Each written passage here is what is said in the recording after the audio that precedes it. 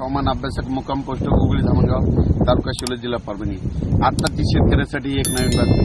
सर्व शेतकऱ्याला सांगू इच्छितो की सर्व शेतकऱ्यांनो, मान्सूनचं आगमन महाराष्ट्रात झालंय, पण सर्व शेतकऱ्याला सांगू इच्छितो पण हे आगमन झाल्याच्या नंतर पण काय झालं, अरबी समुद्रात चक्रीवादळ असल्यामुळे हा मान्सून कमकुवत राहणार आहे, म्हणजे एवढा काही फारसा जोर धरणार नाही।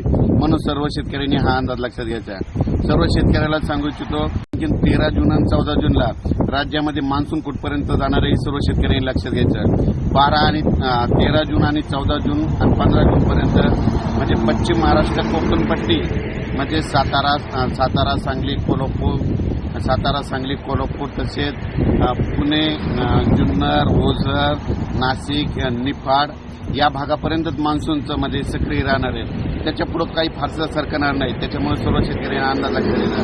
न सरकण्याचं कारण सांगतो की सर्व शेतकऱ्याला सांगू इच्छितो की मान्सून पुढे कशामुळे सरकत नाही, त्याचं एक तुम्हाला सांगू इच्छितो।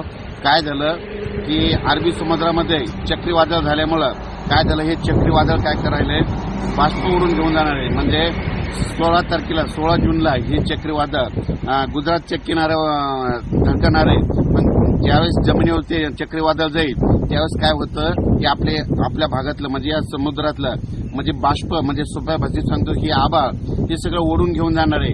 त्याच्यामुळे पाऊस जास्त महाराष्ट्रात मान्सूनचा जास्त पडणार नाही, त्याच्यानंतर मान्सून थोडा कमकुवत होणार आहे। म्हणून सर्व शेतकऱ्यांना अंदाज लक्षात घ्यायचा। सर्व शेतकऱ्याला सांगू इच्छितो 2015ला अशी परिस्थिती झाली होती, मान्सून केरळपर्यंत आला होता आणि अरबी समुद्रामध्ये चक्रीवादळ झालं आणि ते चक्रीवादळ ओमानकडे गेल्याच्या नंतर सगळं मान्सूनचं बाष्प त्या चक्रीवादळानं ओढून घेऊन गेलं। त्याच्यानंतर 2019ला अशी परिस्थिती झाली होती। 2019ला अरबी समुद्रामध्ये एक चक्रीवादळ तयार झालं आणि मान्सून नेमका आपलं केरळ किनारपट्टीवर आला होता।